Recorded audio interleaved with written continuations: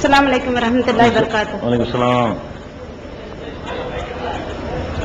ஹஜ்ஜி வசதியாக இருப்பவர்களுக்கு கடமையாக்கப்பட்டிருக்கிறது.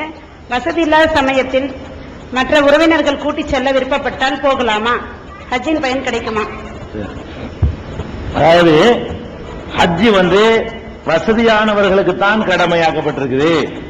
வசதி இல்லாதவர்களை வசதி உள்ள மற்றவங்க கூட்டிக்கிட்டு போனாங்கன்னு சொன்னா போகலாமா செல்லுமா? அது ரெண்டு கேள்வி கேட்கிறாங்க.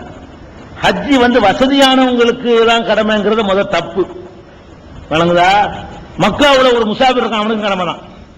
மக்காவுல இருக்கிறான், அவன் முசாபிரா இருக்கிறான், அவனுக்கு கடமையா இல்லையா? வசதி கணக்கு இல்ல, போகிறதுக்குரிய சக்தி. அல்லாஹ் குர்ஆன்ல சொல்லும்போது இஸ்ததா இலைஹி சபீலாங்கறான். சபீல்னா ரூட் கிளியரா, ரூட்டுக்கு சக்தி பெறணும். வசதி மட்டும் இல்ல, வசதி கோடீஸ்வரன் வருத்தப்படுறதே கோமாளம் இருக்கிறான், கடமையாயிருமா? இல்ல. உடல் ஆரோக்கியமா இருக்கணும், போக சக்தி உள்ளவனா இருக்கணும், அதே நேரத்தில் அந்த சிரமம் இல்லாம செய்ய முடியும். அந்த எல்லா சக்தியும் சேர்ந்தது சேர்ந்து வச்சுக்கிறோம். இன்றைய இந்தியாவை பொறுத்த வரைக்கும் வசதி ஒரு முக்கியமானது.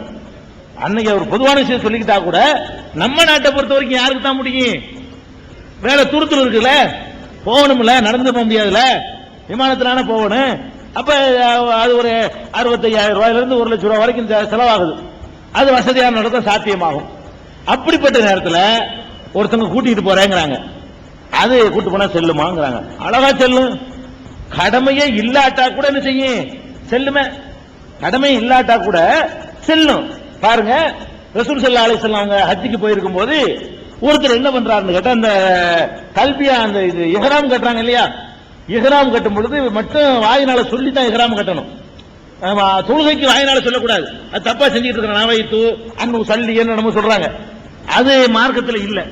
இஹ்ராம் கட்டையில வாயினால சொல்லணும். லப்பைக்க அன் ஹஜ்ஜத்தின், லப்பைக்க அன் உம்ரத்தின், உம்ராவுக்காக இஹ்ராம் கட்டுகிறேன், இன்னாருக்காக இஹ்ராம் கட்டுகிறேன் சொல்லுவாங்க. அப்ப ரசூலுல்லாஹ் அப்படி சொல்லி இருக்கிறாங்க. அப்ப ரசூல் ஸல்லல்லாஹு அலைஹி வஸல்லம் காதுல ஒருத்தர் சொல்றது விளங்குது. அவர் என்ன பண்றாருன்னா, லப்பைக்க அன் சுப்ருமா, நான் சுப்ருமாவுக்காக வேண்டி இஹ்ராம் கட்டுறேங்கிறாரு. கூப்பிடுறாங்க அவரை. என்ன சுப்ரு, யார் அவர்? சுப்ருமா யாருப்பா அவரு? நீ செஞ்சுட்டே ஆச்சுங்கிறாங்க. இல்ல நான் செய்யலாம், உனக்கு செய், என்ன பண்ணு, உனக்கு செஞ்சுட்டு அப்புறமேல சுப்ருமாவுக்கு பண்ணு அப்படிங்கிறாங்க ரசூல் ஸல்லல்லாஹு அலைஹி வஸல்லம்.